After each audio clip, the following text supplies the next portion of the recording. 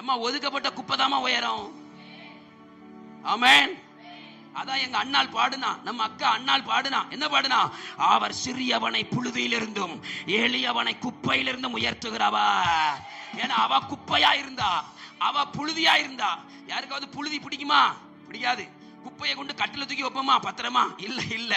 ஆமா, அது ஒதுக்கப்பட்டது. அவ சொல்றா, எனக்கு பிள்ளை இல்லைன்னு என் புருஷன் என்ன ஒதுக்குனா அவன் கள்ள பைய. அதனாலதான் இன்னொருத்தைய சேர்த்துக்கிட்டான். அவன் நல்லவனா இருந்தா அவ கூட வாழ்ந்திருப்பான். எனக்கு பிள்ளை இல்லைன்னு என் புருஷன் ஒதுக்குனா, வந்த சக்களத்தை குத்தி குத்தி பேசினா, நல்ல இடத்துக்கு நான் போக முடியாது. என்னை கண்ட ஜனங்கள் ஒளிவார்கள். ஆனா யாரெல்லாம் என்ன அற்பமா நினைச்சாங்களோ அவங்க மத்தியில கொடுத்தாரு பாரு ஒரு பிள்ளைய.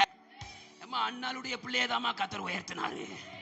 அண்ணாளுடைய பிள்ளைதான் எல்லாருக்கும் கீழே, அண்ணாளுடைய பிள்ளைக்கு கீழே தான் எல்லா பிள்ளைகளும். கர்த்தர் உயர்த்தினாரு. அதனால அண்ணா சொல்றான், நான் குப்பைதான், கர்த்தர் உயர்த்தினாரு. உன் வீட்டுல குப்பையா இருக்கியா?